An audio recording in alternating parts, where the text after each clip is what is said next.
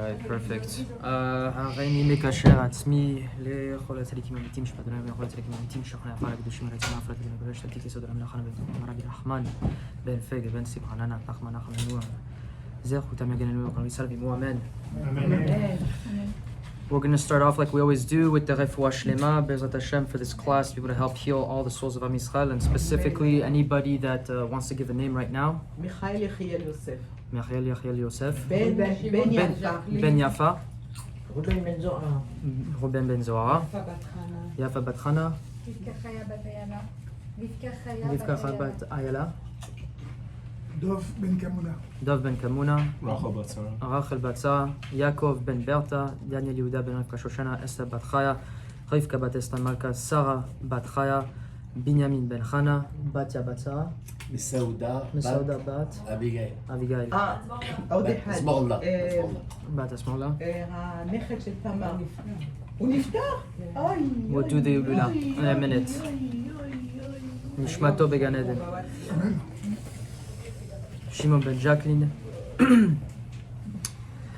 שני חיה בת מרים. יפה מאוד המסעודה. יונתן בן לאה גדול בת זיסלה. and יחמיה דניאל בן טובה באשה. בעזרת השם חולים. רפואה. בעזרת השם אל נא רפנה להם, אל נא רפנה להם, אל נא רפנה להם. May Hashem please grant them רפואה שלמה, רפואת הנפש ורפואת הגוף. אמן כן יהי רצון. Amen. The merit of all the tzaddikim. Next we're going to do the class for the Ilula, for the people that have passed away, for the aliyat of their neshamot. Chaim ben Dina. Elazar ben David veruchama. Rosette bat Bacha. Maria bat Yoshua. Simon Bat Chana. Misodi bat Miriam. Meir ben Clara. Menashe ben Rachel ומסוד. Clara bat Simcha. Madi Seban bat Yejin Gnasia. Nissim ben Esther. Yafa bat Solika.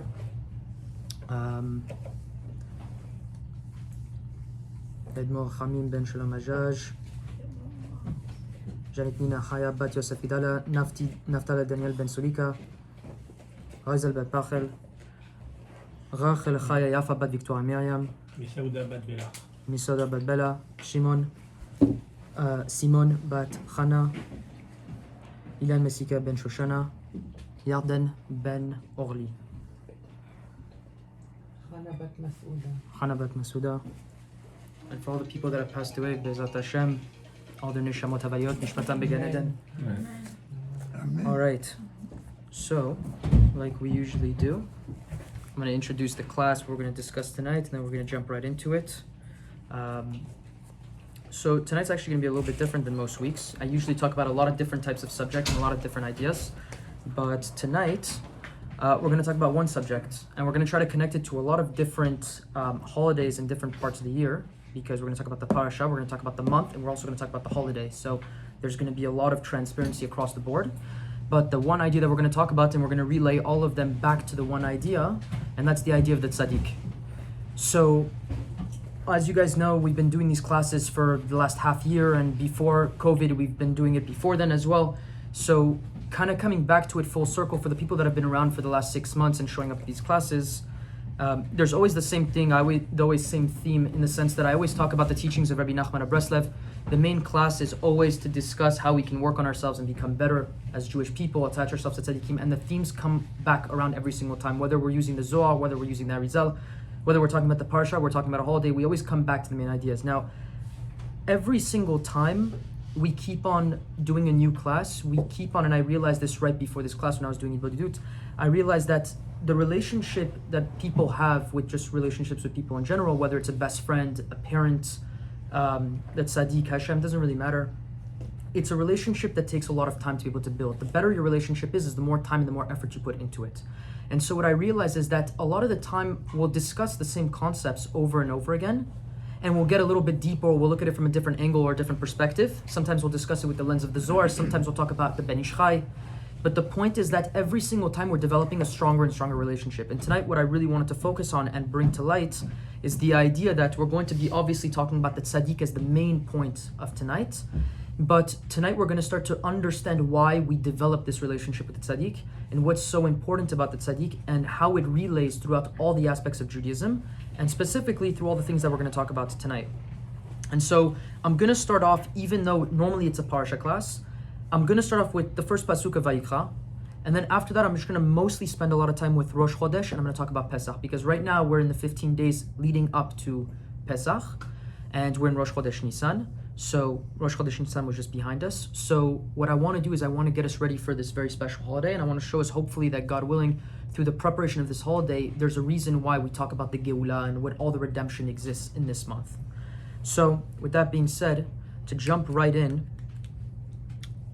the first pasuk of the parashah is very, very, very famous because it has a small Alef. As a lot of people may already know, it starts off with the word Vayikra. It's the name of the parashah, and it's also the name of the whole book that we're going to be. Last week we talked about how these are the parashiyot that are considered a little bit boring because unfortunately we talk about the Mishkan for many, many parashiyot, and it's a concept that, for those that were not here for last week's class, if you want to check out that class, we talk about the reason why it's boring is because unfortunately we haven't built a vessel to be able to understand the power of how the Mishkan is the development of building ourselves as a holy place.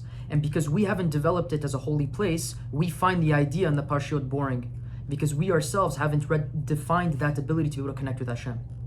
So that's why we're always attracted to the stories and the things of Bereshit and the creation of the world and Shemot, but in reality, we've had this detachment when we jump into Sefer Vayikra, and for 10 weeks, 12 weeks, we're doing this process where we completely, we're talking about korbanot, measurements, things that are not really applicable today, and we feel detached. And part of that reattachment is starting to find out what we really are supposed to do in this world and how we connect back with Hashem. And the beginning of this main book that talks about all of this, it starts off with the pasuk, which is Vayikra al Moshe, right? And we're not going to spend time discussing this parasha at all. I just want to show one very simple thing, which everyone discusses from Rashi to the Midrash to even the books of the Kabbalah, and that is that the word Vayikra has a very small Alef at the very beginning, okay? The Alef at the very end of Vayikra, you can see it even in regular prints, and if you read it in the Sefer Torah, you will also see specifically on the parchment also, he uses a small Alef. There's commentaries that go all over the place, to the point that the Zohar discusses how the extra ink that Moshe had from not using the Alef, because everything was a certain amount of space that was supposed to be created in the world, even the ink that Moshe used was used to be able to put on his forehead, that he shone this light that was an incredibly powerful light, that's where it says that Moshe's face shined, because of the extra ink that came from the Alef. The second argument to say from it is that some people say, even according to the Kabbalah, that Moshe had 2 crowns of light that were coming from his head. And some people say that the crowns came from the light that came from the extra ink that was put onto his head. So you can go from very deep commentaries to that, which is the very simple commentary, which is the one we're going to focus on tonight, which is that the Alef, the small Alef, shows a aspect of Moshe's humility, right? That Moshe was the most anav out of anyone else in history, and he was the most special prophet that ever existed. Now, the reason why that's very special is because the one thing that we're going to talk about tonight is that this Tzadik has this idea that he learns this idea of making himself small. And the reason why making yourself small, and this is a concept we've talked about in the past, is because when you make yourself small, you create space for something else to exist there, mainly Hashem.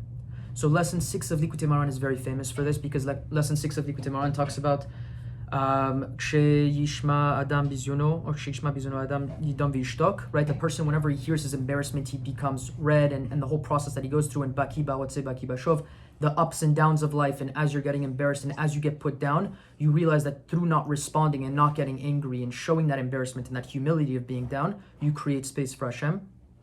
And in the very beginning, the lesson 6 starts off with that a person needs to decrease his own honor and increase the honor of Hashem. So we know right away that the principles across many of the lessons in Likutei Moharan, we're going to discuss some of them tonight, go specifically in depth into the idea of always lowering yourself to give space to Hashem, always returning everything back to Hashem. Not only to Hashem, but also to man. So you can create a certain peace between you and the other. Yes, in some respects, because there's mitzvot and there's things that we do that are ben adam lechavero, which is essentially between man, and then there's aspects that are between man and God.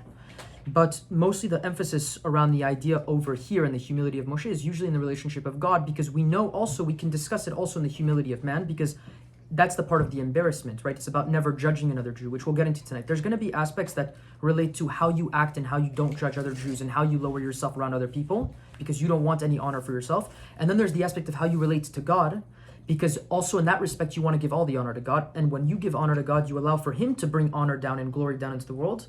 And when that happens, then you fill the world with all of his glory, and then you're living really with the Kudsha Beruchu, you're essentially living with the Shekhinah of Hashem, the presence of God. So there is two aspects, and that's fair. But one other thing that I was thinking about that I thought was very beautiful, and I overheard Rabbi Yaakov also talking about this at Shul tonight before we were doing Mincha Narvit, which is that if you look at it, actually, they teach children in school parashat Vayikra specifically first. And it's kind of bizarre, but it's also a very technical book. But at the same time, there's nothing very sophisticated about it. Not sophisticated in the sense of knowing how to do architectural structures or what the depth of the menorah is, because obviously you can go very deep into understanding what the menorah and what the kruvim were and all the different aspects of the Mishkan and the different layers of the Mishkan and the Mizbeach and the Korbanot, because that can get very deep.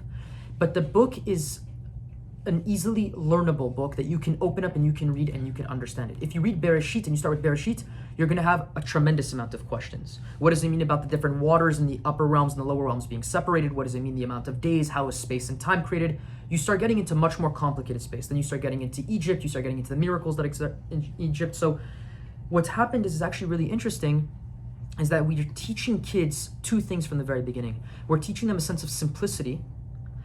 And number two, when we had from last week's class, which is the aspect of working on your heart, which is the Mishkan, and working on developing your proper midot. So from a very, very young age, without even really knowing it, we're starting to instill in kids this idea that we're going to start with this book, because this book is the thing that, even though it comes off as the boring subject when you're older, it's actually one of the most fundamental ideas, because building your Mishkan is the most important thing that people can do in this world. It allows for Hashem to be able to dwell here. And separately from that, it's also the concept of learning about the Tzadik, because Moshe is the one that knows how to build the Mishkan and directs the building of the Mishkan. And so developing that and learning the humility of Moshe specifically through the first word and the main idea of the book is through humility and understanding the Tzadik. With that being said, I'm not going to spend too much time, speaking about the word Vayikra, because I do want to get onto some other stuff, but there's a lot of beautiful things you can talk about. A couple ideas just to let your mind wander for a second. The Alef of Vayikra, we've discussed a lot of times the concept in the class on the letter Alef. The reason why the Alef is a representation of Hashem, and then returning that kavod back to Hashem, the Alufo Shel Olam, essentially the infiniteness of God, the oneness of God, which is the Alef, it's the numerical value of one. The Alef is made up of the Yud, the Vav, and the Yud, as we discussed in lessons in Likutei Moharan as well. So it's also a representation of Yud, which is 10, Vav is 6, and 10 at the bottom is 26. So again, it's another representation of viewing God. So Alef, in so many different ways, reconnects again back with all of it. And when you write Alef, yeah, in Malay, it's yeah. 111. 111, it's only once. Again, one. Alef. Yeah. And Alef is 1,000. Unity again. Yeah. So So it's a beautiful concept, and we could do a class just on the letter Alef. We could do many classes on the letter Alef, but for now, what we're going to do is move on to the other stuff. But keep in mind, we're going to talk about the Tzadik, and we're going to talk about this renewing. So we know that we just had Rosh Chodesh Nisan, and Rosh Chodesh Nisan is very, very special. In fact, it's so special that there's an argument whether or not it's the first month of the year or if it's the 6th month of the year, right? And so in the Gemara of Rosh Hashanah, there's discussion and arguments towards which one is the first, essentially, head of year. And so there's different types of arguments leading towards it, and the Ari'zl essentially says that it's actually Rosh Chodesh Nisan and Rosh Chodesh Tishrei are actually both the heads of the year. Yeah. And he explains it by essentially explaining that in reality, Rosh Chodesh Tishrei, which is the one that we call Rosh Hashanah and the one that we call essentially the head of the year, the secular year, even for non-religious Jewish people as well, is the year that corresponds to the physicality of this world. It corresponds to the body, as the Ari'zl says. And Rosh Chodesh Nisan is the new year for the soul. And so that's why so much of the process and preparation of Elul for Rosh Chodesh Nisan is so much on the midot that work on our bodies and going to slichot and doing vidui and the aspects that correct our body. We eventually lead into the holiday of Sukkot, which is very special, but it's all mitzvot that we do with our physical body, shaking the lulav and the etrog, entering into the sukkah, showing faith by going outdoors. And then the Chag of Pesach, it touches on a more spiritual level. It's preparation to receive the Torah, as we're going to enter into Sefirah Omer eventually. And so all this new year is a different type of preparation. We're going to be talking about the new year that corresponds to Pesach. So specifically Rosh Chodesh Nisan. It was also, by the way, the birthday of Rabbi Nachman of Breslov. So also and Yitzchak Avinu. and Yitzchak Avinu. So very, very special day. הוא היה קורבן. Exactly. Well, I'm going to share some things about Korban at the end. I had some interesting ideas hit me this week, but if there's enough time, I'll share it at the end about these ideas of Korban and Yitzchak and Rabbi Nachman. So it was interesting that you brought that up. But if we have some enough time at the end, hopefully we'll do it. Usually I like to do whenever we come around to the Rosh Chodesh and we come around to a new month, I like talking about it a little bit so that people can understand the energy of the month and the things that are happening during this month to prepare themselves for whatever holidays or whatever time is happening right now. The main things and the main ideas that are discussed in the Kabbalah and the teachings of the Hasidim before us are that there's the different tribes, right? Each tribe of the 12 tribes represents each different type of month. There's different types of astrological symbols and signs, the different types of dates, the permutations of the name of Hashem. So all those things are very, very important. And so just to start off very simply, this month specifically to show you that it is really a beginning of the year in some respect, definitely on the spiritual level, it's the only permutation of the month where the name of Yud, Hey, Vav, and Hey, which is one of the main names of Hashem that we refer to, is in perfect order. Every other month has a different permutation that rearranges the order. So this is finally the month that comes full circle to be able to have the name in complete permutation, meaning that it's not in a different order of letters. Separately from that, also the name of Ekyeh, which is the other 4-letter name of God, which also has a permutation in these 12 months, is also in perfect order as well. So this is a rebalancing of bringing back again to the beginning to be able to start off new. This is specifically the month that has to do, and sometimes I talk about the different types of astrological traits or the midot, but this time I'm going to actually spend a little bit more time on the shevet and the midah and the character trait that needs to be corrected as opposed to the more astrological sign elements and stuff like that. So this is an element of fire specifically for this month. It's the month of Aries, as people will relate in different type of secular knowledge of astrology. And separately from that, it relates to the planet Mars. Now the Ari'zl says something very interesting before I get into the tribe, and just so that people know, actually it doesn't really make much of a difference. It connects specifically to the tribe of Yehuda, and it also connects to the sefirah of the 10 sefirot, to the sefirah of Hod. It also partly connects to Malchut, according to different commentaries as well in the Kabbalah, but I'm going to discuss a little bit about why these two are very, very important specifically for this month. And lastly, the midah in which we're going to discuss tonight, which is the main midah of this month, according to the Zohar, according to the Ramak, according to the Ari'zl as well, is repairing speech, the way that people talk. Okay, which correlates to tefillah, and it's very important. So, like I said, I'm not going to go too much into some of the other elements of it, but the Ari'zl says that specifically this month, the first days up until Pesach, you begin a spiritual warfare that's happening. I don't know if people maybe have been very sensitive to the fact that there's been some difficult experiences in the month. The second the month shifts, sometimes people are going to be dealing with more difficult things in the beginning or more difficult things towards the end of the month. Those things happen for a reason. It's a process in which Hashem is bringing you through either to repair a vessel, elevate you a little bit higher, push you down for a new renewal so that you're going to be able to come back even higher from before. So it's very important to be attentive to when these types of things are happening during the month, because tapping into the right things and knowing how to repair things specifically is very important. Now, this month, the Ari'zl says, because it relates to fire and the strength of Mars, it's a month that specifically, in the beginning of it, there's a lot of rectification that has to do in being able to fight spiritual battles now that we're going to do specifically for the first 12 days. That's why Kabbalistically people read the korbanot that's brought down in parashah Naso in Bamidbar, right? Which is what the Nisim bring down to be able to show what they delivered as their tribe, essentially what they were doing. And it's very repetitive, but there's a lot of secrets behind it, and they read it for every single day of the 12. If you haven't done it so far, it's okay. If you're interested in it, we can talk about it a little bit after. I can show you what to read, and it's a very, very short paragraph. It takes like a minute, literally, to read it. And then the first 12 days also. Yes. Each day is related to one tribe. It's related to a tribe because it's which tribe and which head of tribe brought what, but it also relates to each month. So what the Ari'zl is saying, the preparation that you're doing right now is preparing you for the spiritual battle, not the Rosh Hashanah of the physical body, but the spiritual elements of what's going to happen for the next year ahead in preparation of Pesach. Now we're going to understand why this is so important and how the Tzadik connects to all of this in a second, but it's very important to understand that all these rectifications are specifically happening in this order. Now, speech is very, very important because of a couple things. One, Rabbi Nachman talks a lot about speech, talks a lot about tefillah, obviously. He was very famous for saying specifically people should do tefillah, Torah tefillah, meaning that people should always pray, learn, and then engage in prayer again. Because prayer is the only way to be able to relay back a conversation to Hashem in one way or another. It's an engagement, it's a relationship that you have with Hashem. The best way to do it, according to Rabbi Nachman, and from what he learned as well from other people that he spoke to, is hitbodedut.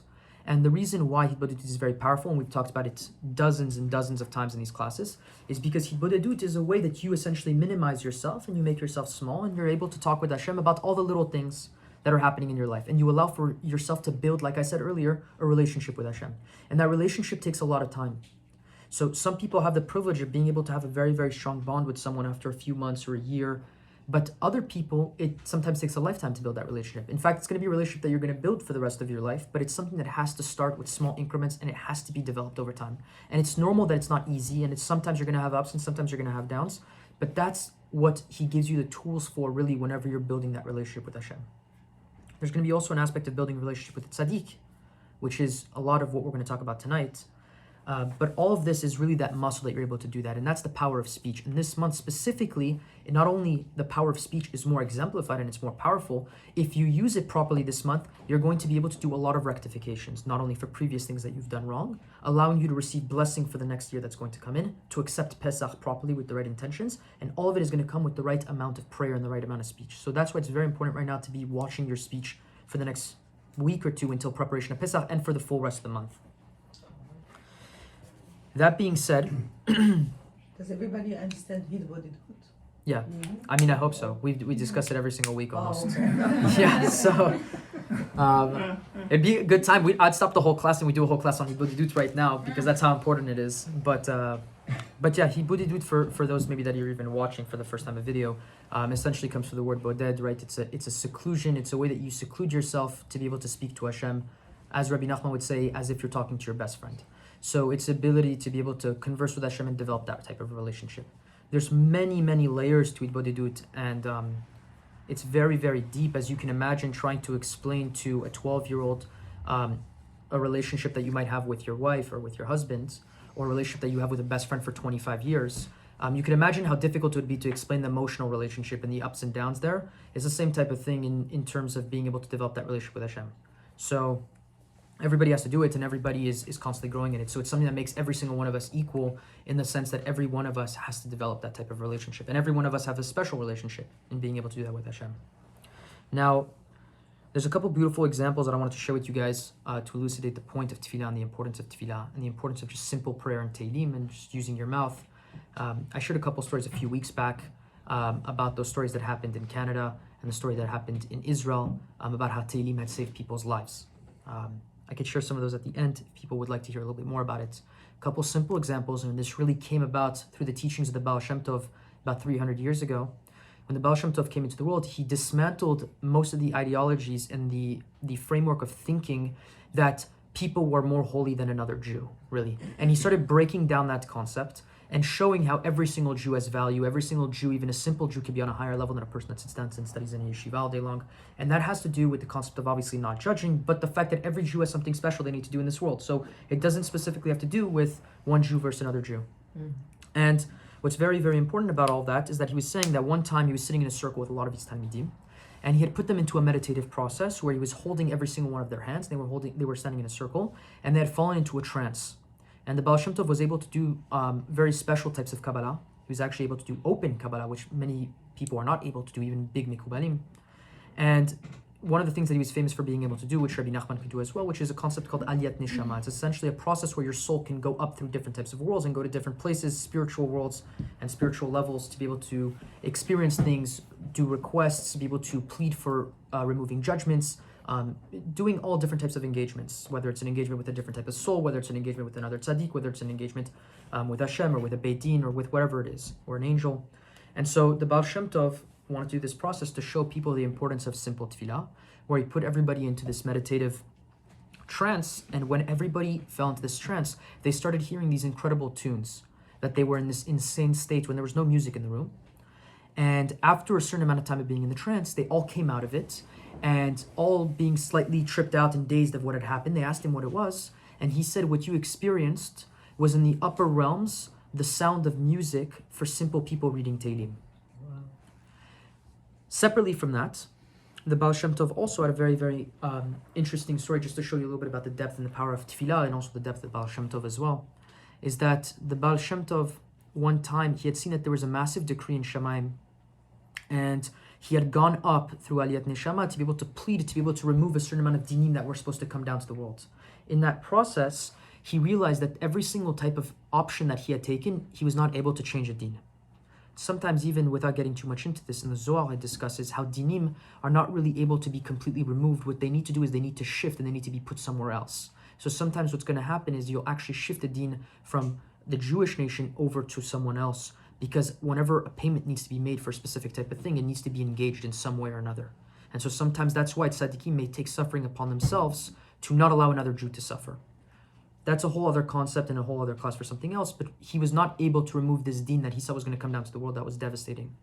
On his way down through the worlds, he explains that he had seen a hechal, right, a special palace essentially that he was entering in Tefillah, that he was distracted by because of all the beautiful light and all the beautiful prayers that were coming from that place.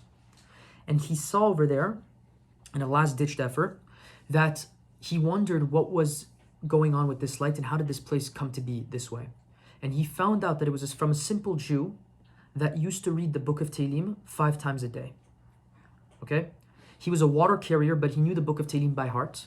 So all he did all day long is he just kept on repeating Tehillim all day long, nonstop. And serve water. That's it. And just serve water. Go to the river, hours and hours of work, pour water, go back, deliver it in the city, come back. That's all he did. The Baal Shem Tov then found a way to be able to negotiate through that palace, to be able to remove his deen. And he had gone to see the person, and he told him, aside from the fact that he was a very special Jew, the person didn't believe him because he said, I'm just a water carrier. And from that story, aside from the fact that we learn the power of a very simple Jew and the power of Tehillim, we also learn something very special, aside from the Baal Shem Tov, is that in that negotiation he had with that Jew, the Jew had granted him the opportunity to trade all of that palace and all of that prayer to be able to remove the dinim of Am Yisrael. So we see sometimes something very, very special, that even the prayers of a simple Jew that's happening in the street can correct things that even the Tzadik himself requires the help and the aid in which we partake to be able to help bring down a salvation for all the Jewish people. So we all partake in it in some way or another. Okay? And so lastly, as I'm kind of wrapping up a little bit of the idea of speech, and then we're going to transition to a couple other things, I want to end with this idea that the Baal Shem Tov brings down in one of his only books that he actually wrote down, because a lot of the teachings of the Baal Shem Tov were lost over time. There's a famous story about it. Yes, lost in the sea.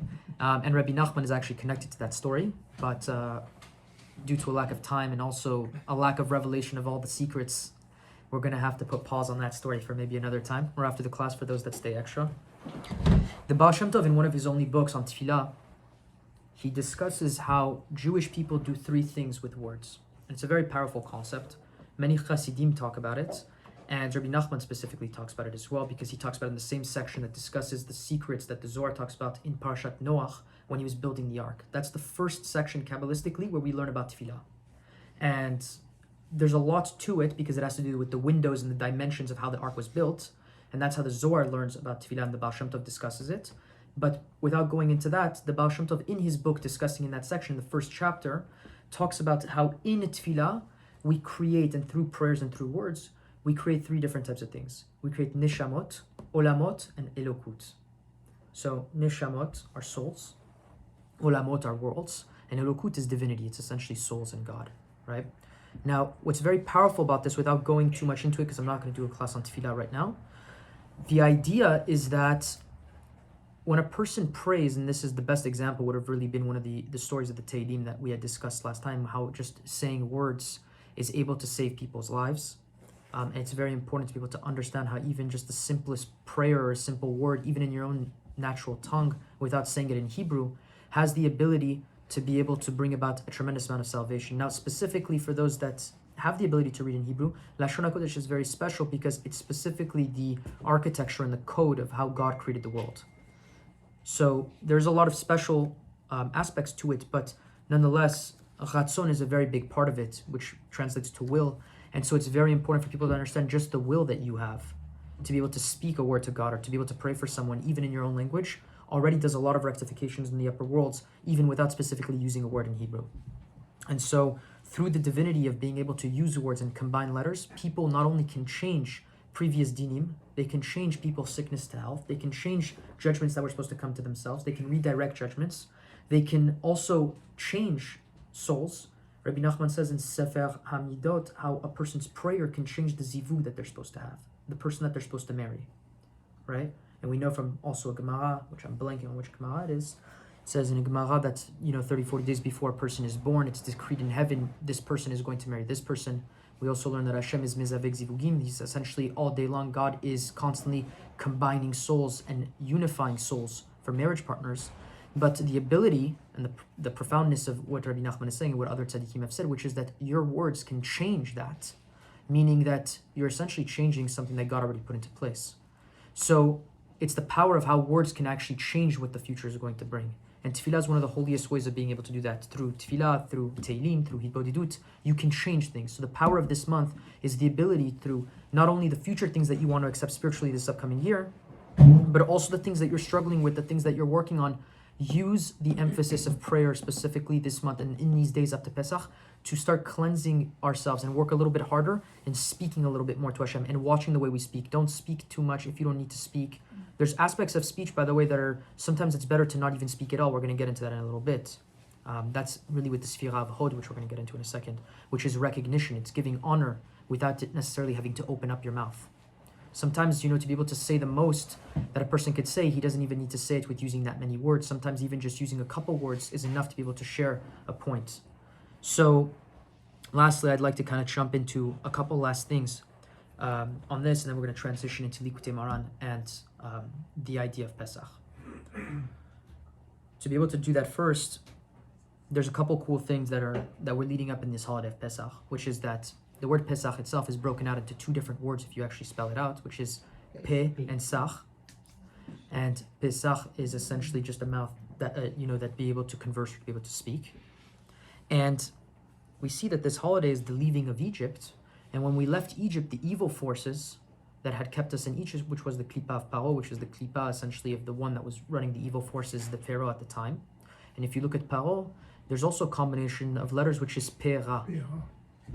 And so through the aspect of leaving the exile of the person that was enslaving us, through Pera, which is the bad speech, bad tefillah, bad aspect of not looking at the good, we're able to enter through cleansing of speech into Pesach, which is essentially a new cleansed mouth that removes, as Rabbi Nachman would say, the evil thoughts and the bad thoughts in the mind, the Chametz, and then engages in Matzah, which is the aspect of the bread of faith, which is the aspect of leaving that and then being redeemed. That's one little part. The last part that I'm going to share is that I want to talk about Yehuda for a second, because there's a lot of very powerful things that we actually learn from the story of Yehuda, and the reason why Yehuda is for specifically this month. Now, Yehuda was very famous for one story, which is when the 12 tribes, essentially the 10 tribes, had decided to sell their brother Yosef down to Egypt. The story cuts and it jumps to a story that seems a little bit out of the ordinary and out of place. It's a very embarrassing story, but there's a reason for it. And it talks about the story of Yehuda and Tamar. And Yehuda had 3 sons. The first son had married Tamar. He had performed this sin in which he had lost seed, and seed had left his body outside of his wife. The Torah talks about the fact how specifically he didn't want to impregnate her because he didn't want to remove from her beauty. The sin was viewed evil in the eyes of Hashem. The son had died. The next son had done Yibum, Kabbalistically, had married her, did the exact same thing, lost seed again, was also killed. And then the third son, Yehuda says, you're not able to marry him because he's too young. Essentially, it's not ready. There's references to that because the name of the third son is a reference to Shiloh, right? Which is, I think his name was Shelah. Yeah, Shelah. And so Shelah is a play on words for Shiloh, which is the first 2 temples were destroyed. But then the third temple, he says, wait. And Yehuda knows we come from the concept of Mashiach. So even in there's prophecy to the aspect of waiting for the final one. to be able to marry Tamar, and from Tamar eventually comes, obviously David HaMelech, and from David HaMelech the Mashiach. So what ends up happening is Tamar enters into this form of darkness, the spiritual darkness and the spirituality. What? No, it's my fault. Tamar dresses promiscuously. We're not going to go too much into the secrets of it. The Gemara says whoever thinks that Yehuda sinned actually through the sin of trying to go sleep with a woman that dressed promiscuously is a rasha and doesn't understand anything within the story. So we're not going to try to understand it at face value because it's a lot deeper than that. But Yehuda goes and he sees Tamar, and there's even a lot of references to be able to prove that, because he didn't recognize Tamar by the language that he had, because that's how much tzniut she had throughout all the years that he had known her as his daughter-in-law, that she was so covered up he didn't even see her face, so he didn't even know what she looked like to find her in the alley in the first place. Now, there's reasons for it. The Zohar talks about how an angel had come and pushed him onto her to be able to create this union, because through this depth that we don't understand of what had happened, eventually births through the deepest darkness, eventually the Mashiach. So there's this concept of descending through darkness, not understanding why bad things happen to us, that through that darkness there's a salvation. Always an idea to keep in mind, and we discussed it last week with the paraduma and also the Egel Hazav, how through the depth of descending into the darkness of the worst idol worship ever, Hashem had created the concept of Bal Tshuva, the ability to be able to come back from it. And the Gemara, I think in Avodah Zarah, discusses how Hashem had already divinely decreed that they were going to do the Egel Hazav. It wasn't even their choice. The question was, what are they going to do from there? Everything is a question of how you react, really. But also a conversation for another time. And I'm sorry for so many of the segue and parentheses. But Yehuda goes with Tamar, and we see that Yehuda does something incredible.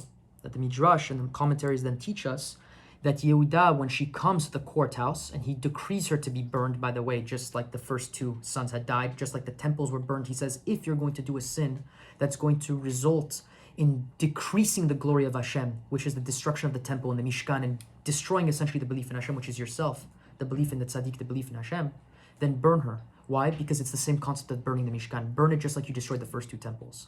But then she says, wait, I have 3 signs. And when he realizes that she had slept with him, what ends up happening in reality is he does something that's incredible. He does something that is of the sefirah of Hod.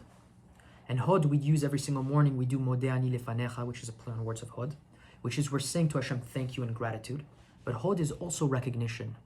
It's not just being able to say thank you to Hashem, it's also recognizing Hashem in everything that happens. It's whenever things are difficult and whenever things are not easy, you're deciding to be able to reflect back. You can also use it with friends. This is how we're talking about how things are related also to other people, not just to Hashem. For example, if you're in a room, and I gave this example last week, but it's the first thing that comes to my mind.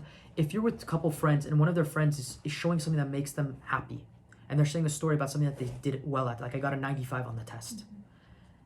If you jump in and you're like, I got a 96, you decrease their honor immediately. You're doing the opposite of Vayikra. You're doing the opposite of making a small Alef. What you're doing is you're trying to make yourself big, when then Hashem looks at you and says, there's no place for me to live there at all. You make them small, and then they can enter into this aspect of lesson 6, which is Yidam V'Yishtok, which is through embarrassment, being able to be quiet, bless the other person, and allow for Hashem to dwell within them. But unfortunately, you don't ever want to be the person that's sent as a shaliach for something negative.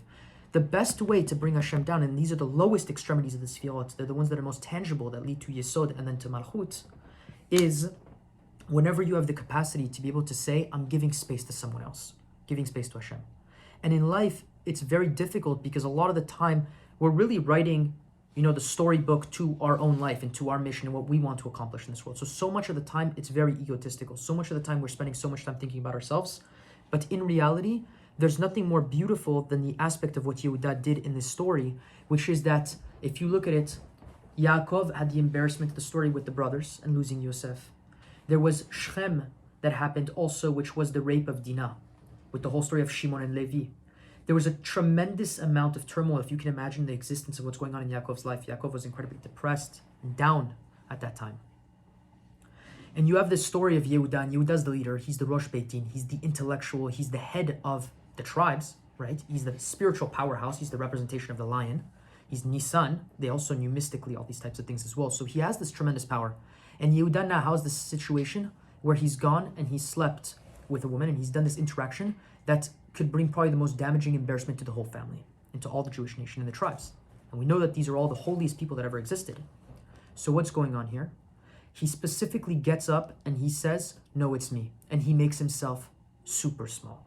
He makes himself so small and so embarrassed that Hashem, as the Midrash says, looks down from there and says from him is going to come the Mashiach. Which is something that we all can learn from.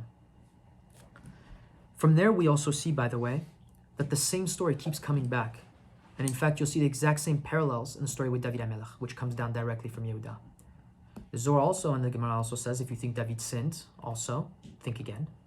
Because you don't understand the degree of the sin. The Kabbalah talks about it, it's a place, essentially, the way they explain it is a shchora sheba shchora. It's a darkness within a darkness, where you cannot understand the degree of that test. You will never ever be able to understand the test of what David HaMelech had. Because according even to the books, I think it's the Zohar that discusses it, when he went onto his balcony and he saw Bathsheba on the other balcony, what he actually saw in the heavenly worlds is he saw a coupling of the divine aspect of Hashem as the feminine aspect with the masculine aspect. So he saw that the Mashiach was going to come from there. So he saw on a specific level, Kabbalistically, that he had to couple with her. It was just a question of the right time and the right circumstances, the right everything. But mystically, what they're experiencing isn't something that we cannot understand. So it's very important for people to be able to understand that on a much deeper level. And we see the exact same thing, and that's why it connects to Malchut, because David HaMelech is also not only a play of Melech on Malchut, but Malchut, Rabbi Nachman explains, is specifically tied to the mouth. And that's why Dibur is the best way to be able to not only crown Hashem as a king, but also to prove that we are a chosen nation, and we are the greatest glory that Hashem has. That's why also, by the way, it's even brought down that there isn't even a greater glory to Hashem, and it's brought down in Bereshit Rabbah, I think in the first parak of Bereshit. It says, it has to be in the first parak, because it's in the very beginning when God created the world. It said the first thought of Hashem, the first thought was the Jewish people, the Jewish soul. That's the Midrash, in Midrash Rabbah. To show you the amount of specialness and the amount that God views us and how special we are in the eyes of Hashem. And with that, I'd like to transition, because that's actually brought down in the lesson in Likutei Moharan, specifically it's in book 2 of Likutei Moharan, it's section 2, and it's lesson 17. So I had looked at it earlier today, a little bit, but I thought it was a fantastic connection. The reason why I bring up specifically this lesson, because this lesson talks about two things that are slightly unrelated, but they're actually very related. Rabbi Nachman wouldn't put it together for no reason. The beginning talks about Shabbat, being sameach on Shabbat, to be simcha on Shabbat, that nothing can remove that simcha. We talked a lot about simcha related to the gematria of Goshen, which is where the Leviim stood, which played the musical instruments in the Beit HaMikdash, and how they were saved from work in Egypt because they stayed in the territory of Goshen. Because they stayed in Simcha, they never fell to Galut, they never fell to a form of slavery. Simcha allows you to enter into the redemption, which is the concept of Shabbat. We discussed last week how the concept of Shabbat is the concept of the Tzadik, because of Noach from the Gemara, and also the idea how the Tzadik, everything he does, he relays back to Hashem. And that's the concept of Shabbat. It's stopping everything you do, all the worries of the week, and giving everything back to Hashem. It's making the Alef small. Also counts with the Hitbodedut. Exactly. That's why we discussed it with the Hitbodedut specifically. So it's a good point. Hitbodedut זה מתנגד לחטא. Yes. That's why in the same parashah, when we have the Hitbodedut, we give immediately the concept of Mishkan and Shabbat immediately after. So the second part of the class, the second part of the lesson really, it goes into an idea on now. This is just talking about the freedom of Shabbat and how Shabbat enters you into freedom and you get more da'at. And then after that, it talks about how a person, not even really talking about a person, it says that the way of Hashem is to only look at the good. But it's a very powerful statement. Even though I'm not going to spend so much time in this lesson, I'm going to spend a little bit more time in a different lesson. I want to share with you guys something beautiful. And learn something very powerful from this. Sorry. It says over here, Derech Hashem Yitbarach Lavit Alaha Tovot Sheosin Ve'Hashem Nitza Bahem Gam Ken Ma She'anu Tov Enu Mistakel Al Zeh. Meaning that Derech Hashem Yitbarach, the way of Hashem Yitbarach, blessed be, Lavit Ala Tovot Sheosin, he looks at really only the good that we do. Ve'Hashem Nitza Bahem Gam Ken Ma She'anu Tov, even if he finds in there something that's not good. Meaning that when we do things during the day, sometimes we have good intentions, sometimes we have bad intentions. Eno mistakel al zeh. He doesn't look upon it. That's how he starts the second part of this class. It's actually part 3, but it's after Shabbat. He talks about Shabbat and freedom, and then he jumps to this. We're not going to spend time connecting the two, even though I just did a little bit about the Tzadik and all that. In reality, because the Tzadik is the aspect of how to come back to Hashem to find the good, and Tzadik is also related to Shabbat, the main idea over here that's really important to understand is that, plain and simple, Rabbi Nachman, and he quotes from Sefer Dvarim, and he quotes from Zohar in here, and he quotes from other different sources, about explaining how the fact that God only really looks at the good, even whenever people do things that are not good. The end of the lesson, actually, he says that when a person spends time doing good, what he actually does is that he allows for divine providence to be able to live with him. It's like the Alef. If you make yourself small and you give space to Hashem during the day, He'll come and live with you and work with you and do what you need to do. Now the problem is we don't have a lens for this. So we need to work on it, and we need to always have in mind constantly, Shiviti Hashem tamid, always have in mind that I'm putting Hashem in front of me at all times. He says if you don't, it's cool. He says he'll leave it to nature. But Rabbi Nachman ends the lesson in an incredible fashion. He says at the very, very end of the lesson,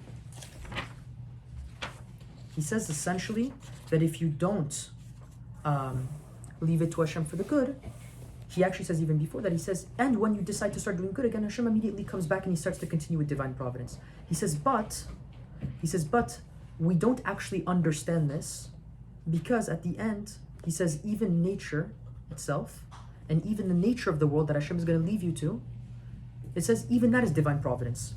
So he says we don't actually understand what it really means, but that Hashem always does good at every single moment, and He's always there to help control our lives. And though it's very powerful, there's a couple reasons why we have to understand this idea, and this main idea that Hashem only looks at the good, and the reason why we don't judge. We don't judge, firstly, and I always give this example, is because we don't know the level of another Jew. Like the stories of the Baal Shem Tov, and obviously we cannot look around and say this Jew is better than this Jew, or this Jew is holier than another Jew, because we don't know the tikkunim that a person needs to do. And unless you know Chochmat HaPartzuf, or you know the Sodot of the Neshamot, like for example the Ari'zl, Rabbi Shimon Bar Yochai, Rabbi Nachman of Breslev, then you cannot tell someone exactly what they need to do with their Neshama from the beginning of time till the end of time, and how to correct everything. So because you're incapable of doing that, we cannot say to one person's closer to finishing their tikkun than another, because that's essentially the degree of saying that person's holier than you. Right? Now, the other reason which I thought of, which was really interesting, is the other reason why we don't judge is because of this sentence over here in Likutei Moharan. The main reason why we don't judge is because of the concept of midah keneged midah, and that is because if you decide to judge another Jew, then we know that up there you're going to be judged. But more deep than that is the aspect that if you decide to look at negative in someone else, which is essentially the aspect of you thinking that you're better, which is making the Alef big, then what you're actually doing is you're doing the opposite of what Derech Hashem Yitbarach is, which is to only find the good.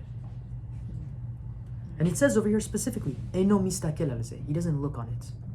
And it's the aspect of being able to look at the bad. Specifically that he does this thing where he only looks at the good. He looks at the ratzon of a person, he looks at the intention. So it's very important to recognize that any time a Jew is deciding to start to look at something negative of another person, at any point, understand, even from the teachings of the Baal Shem Tov, that it means that there's an issue within yourself. And you have to start asking and doing hitbodedut to recognize, why is it that I'm seeing bad in someone else? It means that there's something wrong with me. And you need to pray to have that removed. And part of that is a very, very long, difficult process, but that's back to the beginning, which is the relationship. Developing a relationship with Hashem to have Him help you. But that's part of the beauty of being able to develop over here an aspect of not judging, because there's nothing that essentially doesn't emulate Hashem more than whenever you decide to judge another Jew, because you're doing the exact opposite of what Hashem does. Well, when a Jew really was supposed to be learning and is a Chabadnik, and Sure. she's ready to be a Kala, and somebody took care of her for 10 days, me'arachat ota, and gave her a place to sleep, and she goes down to the airport and she doesn't even come to say goodbye and say thank you. How would you react to such a thing? Where did her derech eretz? Where did she learn? So Where did she study? in lesson 6, it'd be a good example for lesson 6, right? Like we discussed a couple of times earlier. There's multiple interactions that are happening. There's the interaction between the woman and the hostess. There's the interaction of the woman and Hashem and the woman, and the hostess and Hashem, right? So there's 3 players in the game. The person, and what we learn from this parashah, what we learn from the Tzadik, and what we learn on how to work on ourselves, is we don't focus on the first one, which is the relationship between the woman that's being hosted and the hostess. We don't care about the other person. We do our job, and Hashem takes care of the rest. No, but And isn't there a derech eretz? Isn't there some, wow, when So- you tell the young lady who's going to get married and she's going to be, starting a Jewish family, hey, this is not a way. I mean, excuse me, you were 10 days in my house, Of course, and you are leaving to the airport without saying goodbye to me. you know that the opportunity that a person has whenever that embarrassment happens, or that feeling that you're supposed to receive a I certain was amount not of... embarrassed. I No. embarrassed her. I had to tell her, you were leaving without saying goodbye to me. For God's sake. In You know what I'm reality, saying? I mean, in reality, there is an aspect of, I'll tell you more of a aggressive way of looking at it, as opposed to more of a halachic way of looking at things, right? So, by the way, there is no conflict really between looking at Breslev versus halacha. I just shouldn't say that at all. isn't it our responsibility to teach a woman who is getting married to behave a certain way, like there is a certain amount of derech eretz? I don't think We- we are. No, that God give you a free will, like Well, you have to. You're Everything's free. No, I'm not embarrassing her. I'm telling her she's a young lady who's been going out for 6 months with the same guy, and she does these things. I So mean, the idea that comes to my mind is as follows. There's a halacha and there's a Gemara that discusses how giving rebuke, or it's not necessarily rebuke, or making a reproach to someone. And it discusses specifically the Kabbalistic interpretation where Rabbi Nachman brings it up, is in, I think, parashat Re'eh, at the very end of Moshe Rabbeinu's life. And Rashi comments over there that a person can only give a rebuke on a person's deathbed. Now, the halacha comes up and says that, by the way, I know that you volunteered as this as an example for yourself, but every single person in this world has interactions with people where we speak our mind and we talk and we try to be emet and we try to be honest and we try to have the best intentions possible. So there's no intention directed at myself or you or anyone here. I'm just sharing the ideas that of the highest degree from what I'm reading from Rabbi Nachman of Breslev. So what he's sharing over here is that in the argument in the Gemara, it says that, or in the halacha first, the halacha says that if a person, you're going to share something that's constructive criticism with someone in a way that you think that they're going to be receptive and they're going to accept and learn. Like, for example, a bachar in yeshiva is learning hilchot Shabbat, and he's sitting at the table at Shabbat, and he's doing a action that would be a breaking of Shabbat according to one of the seifim, one of the sections of hilchot Shabbat, specifically in the third section of Mishnah Berurah, or in Shin Lamed, whatever it is in Shulchan Aruch. He would tell the person and be like, by the way, I know you're really trying to learn, and I want to let you know privately, and you pull him aside and you do it in the kindest way possible, and that would be probably the ideal way to do it. I have a different idea on that separately, which I'll say in a second.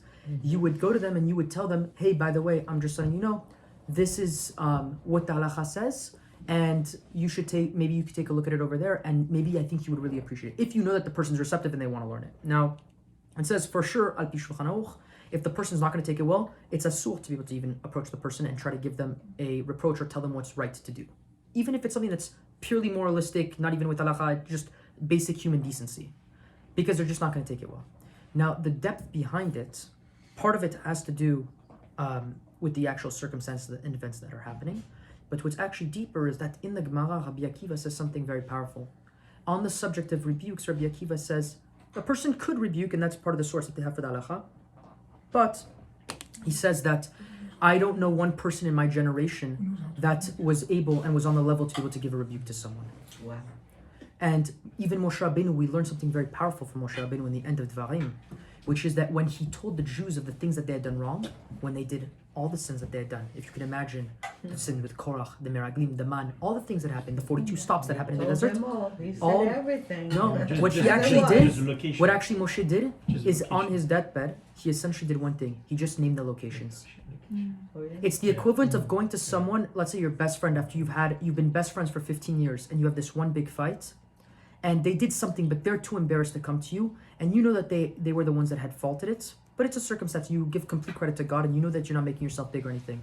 But you tell them, remember Palm Springs? I just want you to know that we're good. That's it. You don't even say the whole story. Yeah. Now, in my personal opinion, from what I've learned over here, my personal opinion, the highest level, is that if you recognize that everything comes from Hashem, okay, then the passage that a person was going to come to be able to embarrass you, or be able to bring you to an experience where you get angry. It happens all the time. I got angry 15 times this week at work. I can't even explain it to you. It's constantly Hashem engaging with you. Now, each one of those engagements, they're actually opportunities where Hashem is actually coming in to embrace you. And he's coming to say, how are you going to give me space to come in for the hug and the kiss? Or are you going to push me away? And unfortunately, a lot of the time when we don't see Hashem, because it's a concept of seeing, right? Which is eno mistakel elav, right? What you're actually doing, a sin comes from a place of you just didn't see Hashem. But if you constantly see Hashem in every single action, every single event that's happening in life, then you're not going to sin. Why? Because you see Hashem everywhere. So if you had seen the plan that Hashem had sent you someone to help lower your ego, that you feel like, well, I brought this person this, I'm helping them with all these types of things, and at the same time, I want to give this person an opportunity to be able to be the best person, get ready for marriage, do all this, and then at the end, they literally make me feel like a bug, and they make me feel like nothing. In that opportunity, there's an opportunity where Hashem is creating space for you. There's something much deeper than that. Sometimes you may reflect on that in the future. Why is it that sometimes we think back, like when we were kids, 13, 14, 15, a girl might say, I can't believe I sent that text to that guy. Or why is it that, like, I can't believe I said that at dinner with my family. Or why is it that I did this thing that was embarrassing? You want to know why? Those are little moments that Hashem is sending you back in embarrassment to give you a rectification. That's how much He loves you. That He's giving you a rectification to come back to that moment and say, I am really nothing. I didn't think about it in the moment. And I really am nothing in that space. And so part of our job throughout every moment of life is to make the Alef small. That's the best way to be able to live. And it's the best way to get close. Basically for that. But for sure it's the shaliach. For that moment. Yeah. And it's difficult because sometimes the shaliach gets much more difficult over time. Sometimes it's a person stealing $1 million from your account.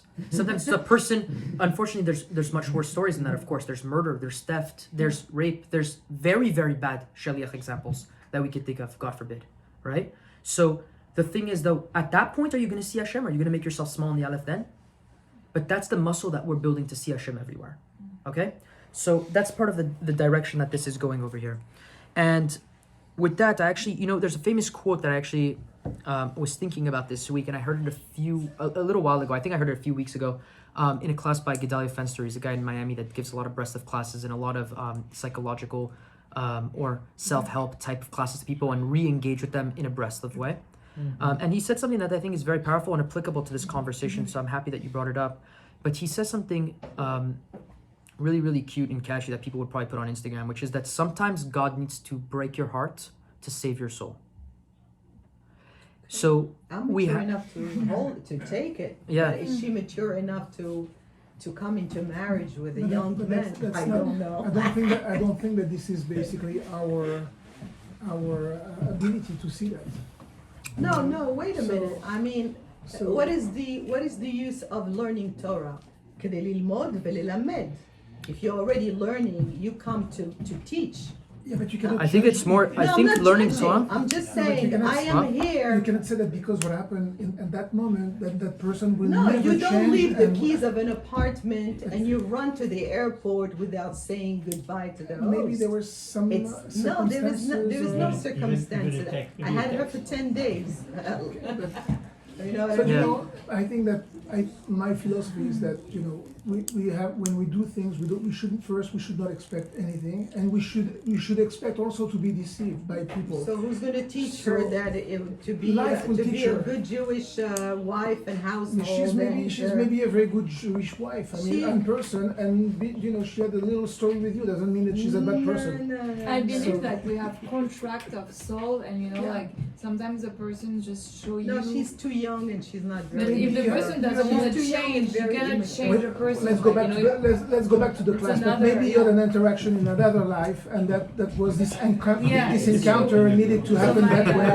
my to- coach say to- that exactly. like we have a contract That's of all. soul, and you decide. It's You that's all. decide that We in have this to life teach who you our have new to deal with. generations. Who's going to teach us? He has They so didn't many teach great me. things to share with us Yeah, tonight. so I let's think go we back should to move that, on. yeah. no, it's fun. Yeah. It's fun. The point of it is to actually engage in the conversation. So whenever there's questions and stuff like that, it's good. But I'll be, It's also a tikkun for him. I'll So be- this is basically it's Not for Hashem me, testing you. honestly. I'm just kidding. For me, honestly, I feel very blessed to be able to learn the class and to be able to share We're it. blessed to be here with you. Nah, honestly, the blessing I think is for everyone to just be here as Jews learning words of a holy Tzadik. I think that's the biggest blessing. Right. But yeah, I don't. To be honest with you, we could stay on the conversation. I don't mean to diminish the conversation in any bit.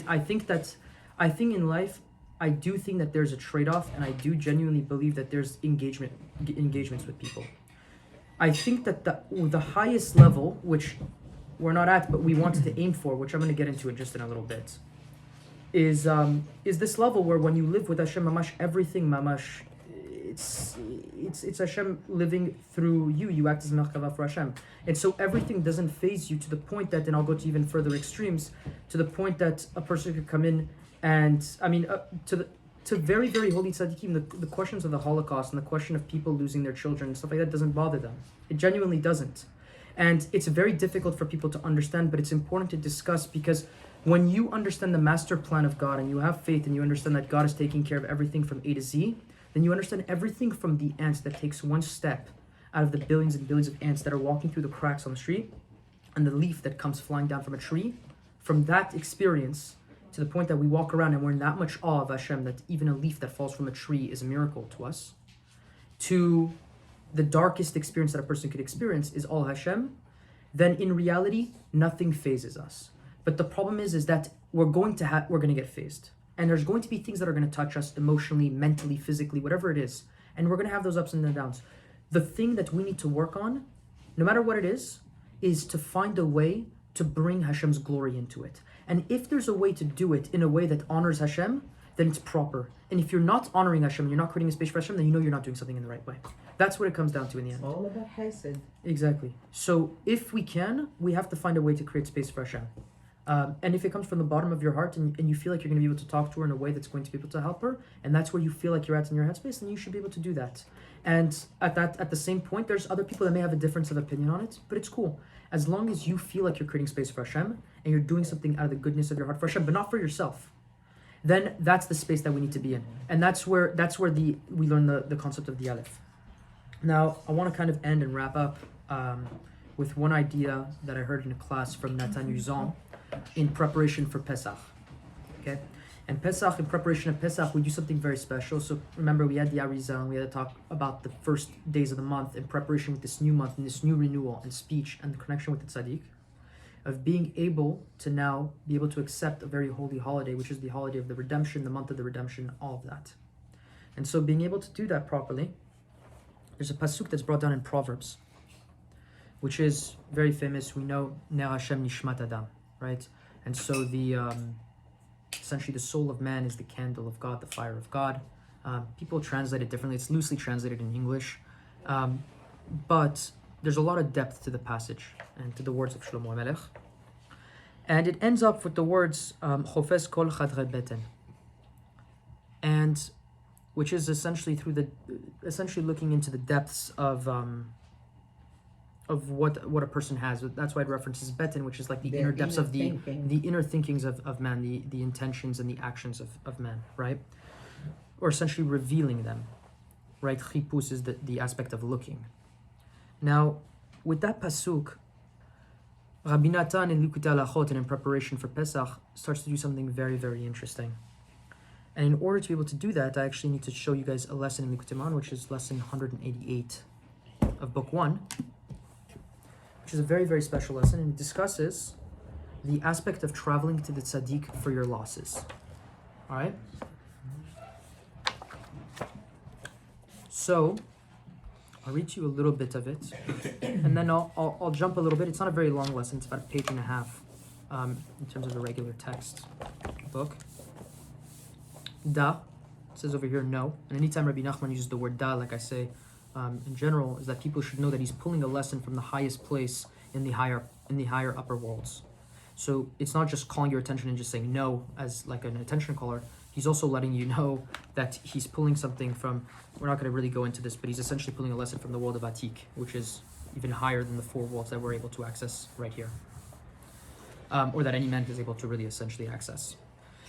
Shetzarich linsor latzadik larzor al avedato.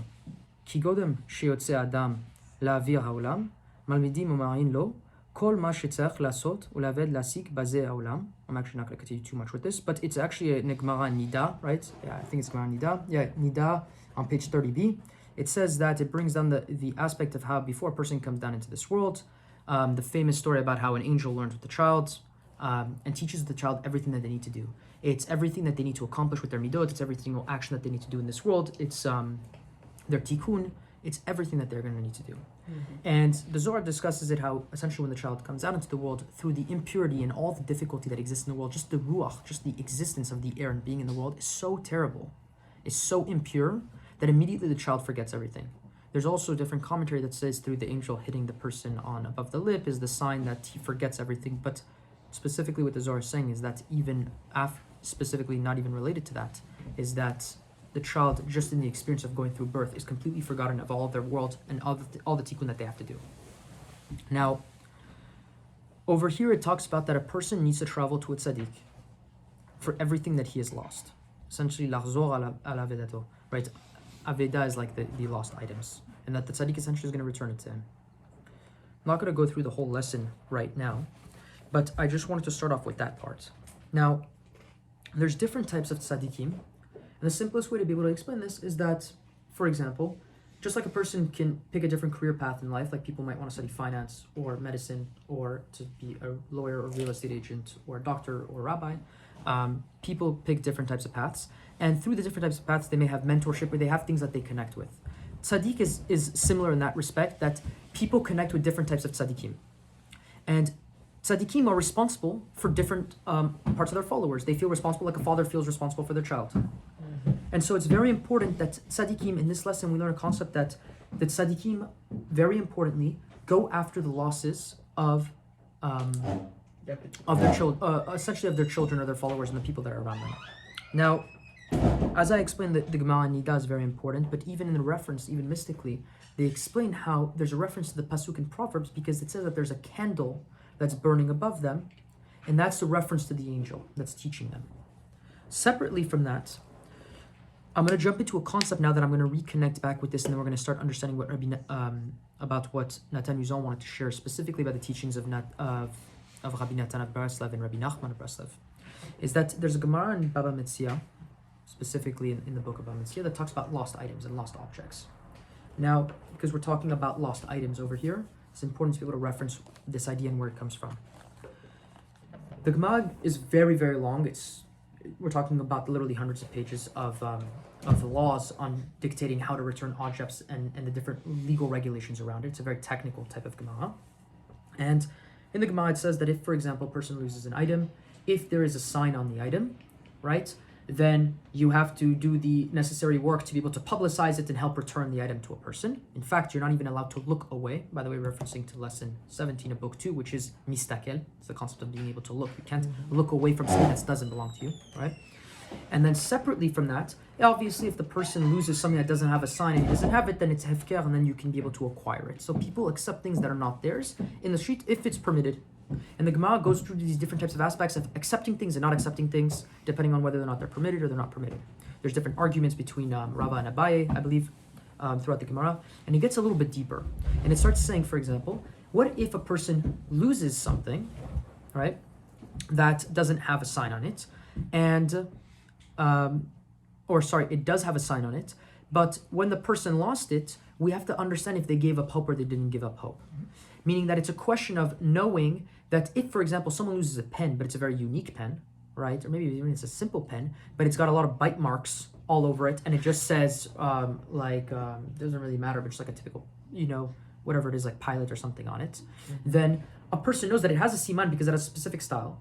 But then it becomes a question, was it less in a private place, a public place, the person give up hope? And they start going through it. And it's really interesting, but without going too much into it, right? Like if a person loses a pen in the house, they don't really give up hope because they say, I know I lost it in the house, I left it on the table, I just don't know where it is. So they're not like, I don't think I'm giving up hope on it, I'm going to give it up for hefker, because I know it's in the house and I know it's somewhere.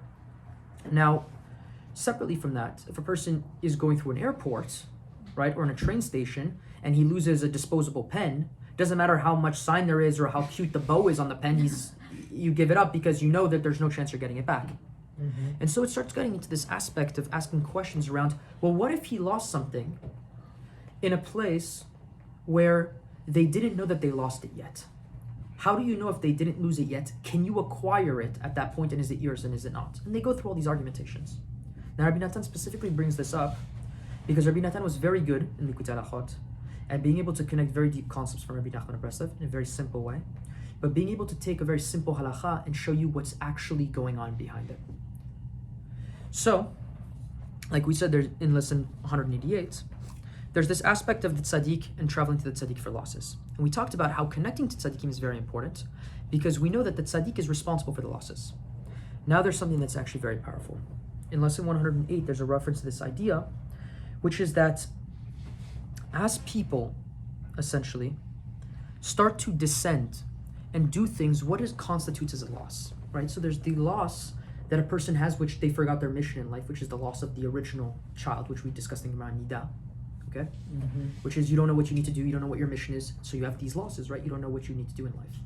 But then there's the other losses, which is the aspect of every sin that a person does. When you speak badly, right? We talked about speech tonight. So you have bad thoughts, you have all these things, you create losses. What about a person that goes and eats non-kosher? He has this loss, and he essentially enters and creates form to this klipa, or a negative angel, or a negative aspect that creates in the world, of something that loses this type of item, right? So he has a hashavat aveda, he essentially has a lost item that needs to be returned. And so this is the depth of the representation of this lesson in Likutei Moharan, that when people are connected to tzaddikim, the tzaddik goes, and Rabbi Nachman explains that the real tzaddikim, very holy tzaddikim, what they do is they begin to go searching for the losses. And he says, for example, a very holy tzaddik, like you might use the Rebbe as an example, has all the followers of the people of Chabad that may have an experience to be able to descend into a lower realm. He helps lift them back up and help bring up their spirits and being able to help connect back with them. And in that process, though, unfortunately, he says that there's an aspect where tzaddikim, and this is every tzaddik essentially, unless the tzaddik falls into the category of the tzaddik yisod olam, which is essentially the neshamot of Moshe Rabbeinu, which is, like we've said a couple of times, you know, Moshe, the Harashbi, the Ari'zl, Rabbi Shimon Bar Yochai, the Baal Shem Tov, these levels of the neshama of Moshe Rabbeinu. In the descent that the tzaddik goes through, he loses items that he's not aware of. Because in the descent, he himself also has his own losses. Why? Because he enters into impurity. So as an example, a very simple sin or a very bad sin like not having machshava and tefillah might not be such a big deal for someone. It depends on the person, obviously, without judgment, but it might not be such a big deal to Hashem. Or it might not be such a big deal in terms of the person having to regain that loss. But maybe for a person, for example, going to sleep with a goya that's not married is a much bigger sin. We can potentially argue. So there's places that are very, very dark in terms of sin. And the problem is that tzaddik, or a tzaddik, needs to go retrieve of their students, or the person himself needs to go and retrieve it from that level. But the problem is there's a descent that goes very, very dark and very, very low. The problem is in that descent, there's a form of impurity. There's a different lesson in Likutei Moharan that discusses how the fact that there's places that are so dark that tzaddikim cannot enter because they themselves will become dark and they will fall to the impurity. He says, except for the neshama of Moshe Rabbeinu. And he brings it in the story about how Moshe, and this is why Rabbi Nachman explains it because Rabbi Nachman was capable of doing this, is because he says how Moshe, with the story of Datan and Aviram, whenever before he left and after the Mitzri was killed, he specifically leaves Egypt. Why? Because he saw from the impurity of Datan and Aviram that existed in Egypt at the time that they were pulling from the previous worlds a form of impurity that was created by the Satan and the Samech Mem that was so dark and so impure that Moshe was not able to combat it yet.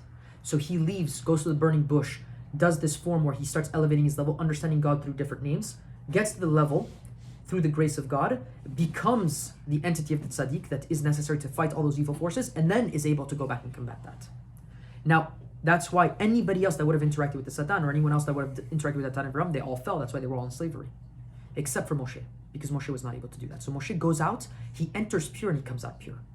Now, what's very special is Rabbi Nachman says, the Tzadik Yesod Olam, the very, very special holy person, and now we're going to get back to that in a second. He says this very, very holy tzaddik is able to go descend and do all this hashavat aveda to do what?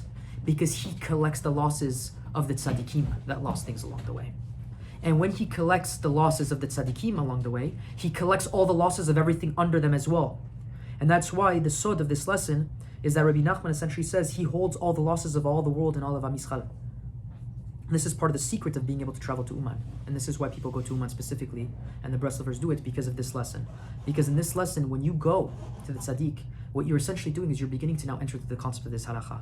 Because what you're doing now is you're going back and you're saying, I'm coming back, and you're knocking on the door of the tzaddik and you're doing vidui for all the things that you've done wrong. And you're saying what? You've opened up consciousness to be able to do what? And ask Hashem and ask the tzaddik and say what? I need the lost items. I need the sins that I've previously done that you've collected from me in my descent to allow me to now come back in tshuva. And that's part of the collection of being able to do what? the preparation of Pesach, which is the finding of the Chametz. So Rabbi Natan says now, as you prepare for Pesach, we're starting to do what? Bedikat Chametz. And so as we start to begin to do this Bedikat Chametz, we have the pasuk from Proverbs, which is Na Hashem Nishmat Adam, which is what? It says specifically in the halacha that you have to use a candle and you have to use fire. Not a light bulb or not electrical things or not any other types of conduits or other types of things. Why? You have to specifically use a candle. Why? Because of reference to this pasuk. Why? Because Rabbi Natan says when you ignite the candle, you're essentially enlightening your neshama. And you're enlightening your neshama to do what? To begin to now find the good. And when you can start to go look for the lost items, which is the chametz, which is all the things that you've lost, go back to the Ari'zl, we're prepping right now for Pesach to fight the battle for the next year spiritually and find all the chametz that's happening in our life, all the things that we've done wrong, all the things we want to correct, all the things we want to fix with speech. What you're starting to do now is you're starting to take a candle and you're starting to go into the corners of the room. You're starting to go into the dark places, the beten, as he says in the pasuk, in Proverbs. And then you start to look with that. And what you end up doing is you start going where? Into those dark places, the dark sins, the depths that you've gone to, and the things that you've done wrong. And you start to begin to ask Hashem, and you begin to cry out to Hashem, and you begin to speak to Hashem, and you go back to the Tzadik and you say, I want to start now finding myself. The Rabbi Natan says something incredible here. He says that whenever we do the baracha for the chametz, we do al-biyu chametz when we're looking for the chametz. So the question is, why are you doing on the burnt of the chametz whenever you're searching for the chametz? He says an incredible sod. He says that the fact that you're going to search, even if you don't find, he says the fact that you're going to search is already the concept of the finished part, which is the burning of the chametz, which is the fact that in that process, the tzaddik already begins to return to you all the things that you've lost. And there's a very famous thing in the end of the lesson, and in the halacha, which is in the Gemara, also we discuss it, which is that in Bava Metzia, it actually lists the part in Bava Metzia over here. But you can only return a lost item. A guy cannot just knock at your door and say, for example, I heard you have a bag with $100,000 in it. No. Tell me what the bag looks like. Right? Because how many times in life could you imagine if you were in an office, you didn't know, right? You got a delivery that day. You got $100,000 delivered onto your desk. Now you're not there. You get to the office. Your assistant tells you, or someone comes in and tells you, the $100,000 bag that you had on your desk, by the way, someone dropped off $100,000, but someone took it. So you start asking like, but what do you mean that's mine? But what do you mean? You didn't have a siman, you didn't know that you even had it. Did you give up hope already? You didn't even know that you even had the thing within your possession. We don't know the aspect of how God interacts with us in this world. We're actually building vessels and experiences that we're dealing with through going down, through going up, and experiences where Hashem is sending us $100,000 every second. Every single breath, every single experience. You know, when you start learning the lessons from Likutei Moharan and you start learning the lessons that Rabbi Nachman offers to the world in terms of how to work on yourself, he talks a lot about bitul. When you understand the concept that when he talks about being birthed into the world, when you look at a child, the child does not say no to anything because the child comes into the world naked, he doesn't own a single thing. So the second he has a garment, he feels like it's not his. The second you start living like a child, in the sense that someone gave you an apple, you're the happiest person in the world because you don't believe anything belongs to you. If someone took your house, okay, someone took my house. It didn't belong to me. It's not mine. It's Hashem's. If someone took $100,000 away from you, to the point that you can go very, very dark and very, very far, that a person loses a son, right? You learn the story of Iyov, right? Hashem noten, Hashem lokech, right? Hashem gives and Hashem takes. When you realize that everything that's given to you, from the breath that you take, from the morning, imagine waking up in the morning with Modeh doing the story of Yehuda, doing the story of the Tzadik, doing the story of Hod, bringing Hashem down through the sefirah of Hod into the world, and saying Modeh, the first thought that comes into your mind, you're saying, Hashem, I'm just going to have the best thought right now for the next 5 seconds. I'm thanking you from the bottom of my heart that you gave me a step to breathe right now, even though I don't deserve it. Even though I don't deserve it. You let me live another day, another second.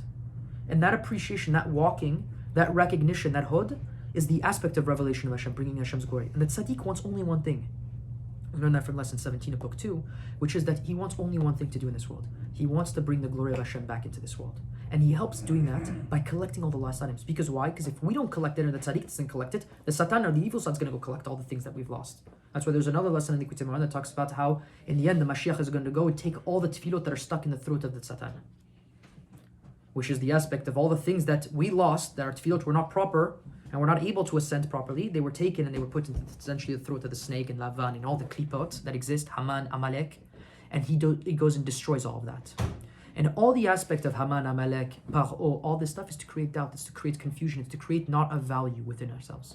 But once you create a value within yourself by realizing that the only value you have is the nefesh elokit that you have, this piece of God that you have, from there you can start to build. And you start to realize that everything that's given to you is a blessing. And then you start to enter into the aspect of finding these lost items.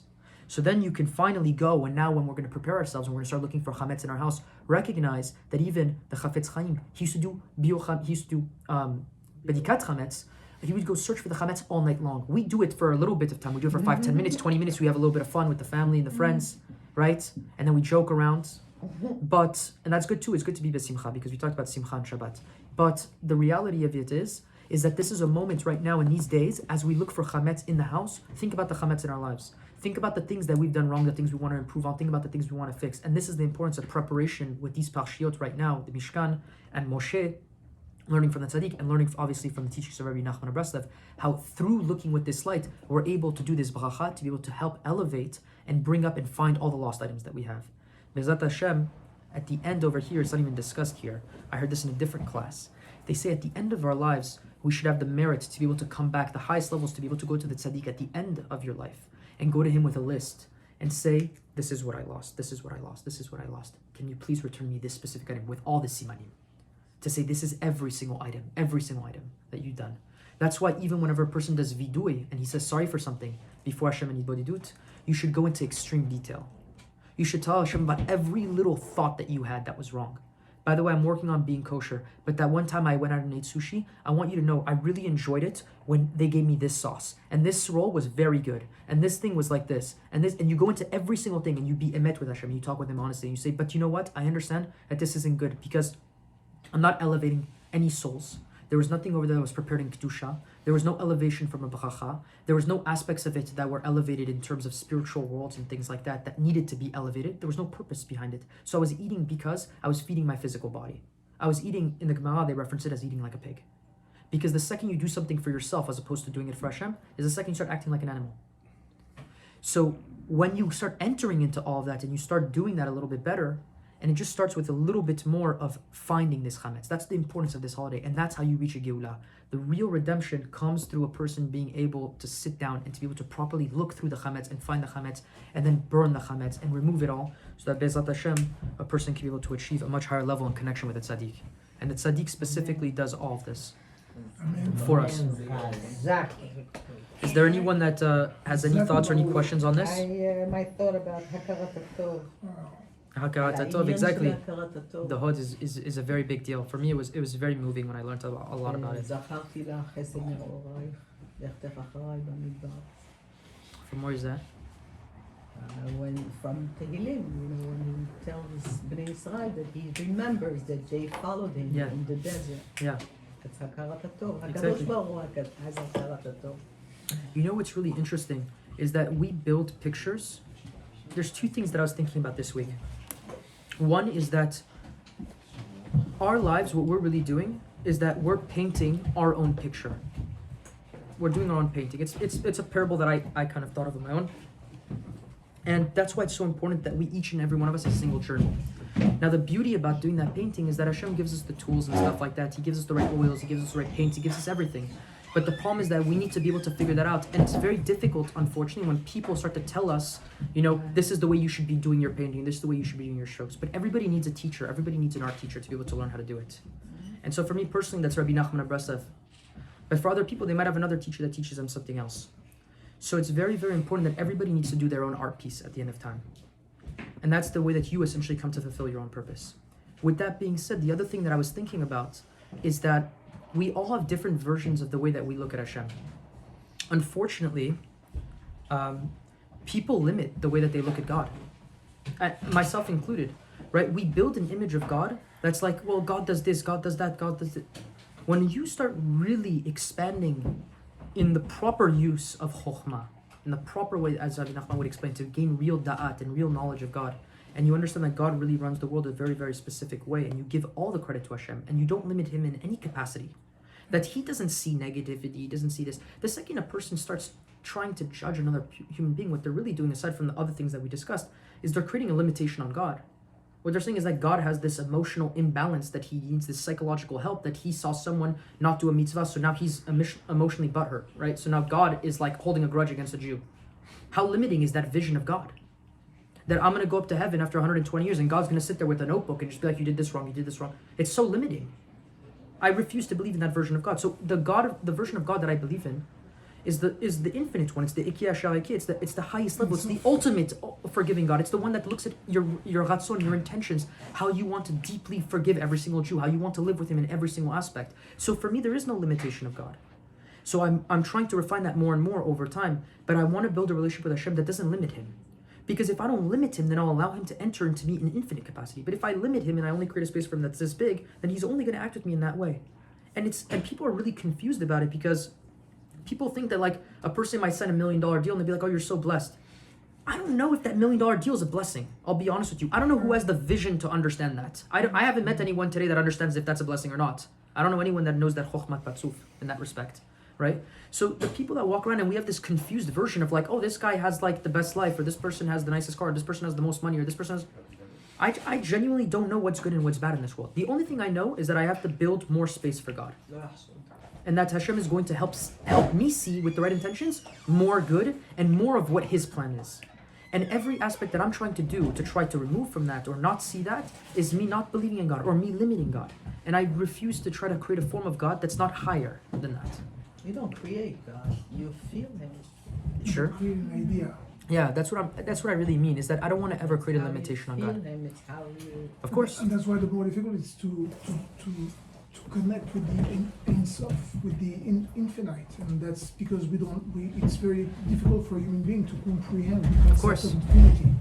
That's why we have a tendency to limit God in order to basically to represent God as we're representing ourselves with the same capacity, because it says, this is translation, but God heard, God speaks, Yes. God, the hand of God. God got angry, yeah. Exactly. So, but this is just in order for human being to understand. But I completely agree with you. These are limitations, and if God is limited, then He's not God. So, Exactly. But you said something very interesting, David, earlier, because I believe that this period of Pesach, we have to work a lot on what we are saying, and everything is about words and the mouth, because you say it, Pesach is the mouth that speaks. You have Paro, which is Pera, but also later on when we're leaving Mitzrayim, we're going where? In the Midbar. Midbar is Medaber. Yeah. So everything is related to the And the mouth. Haggadah is Kula. It's a good point. Yeah, and you see also that at the end, all this what Rabbi Nachman called imagination, which is the Koach sefirah, HaMedameh. exactly.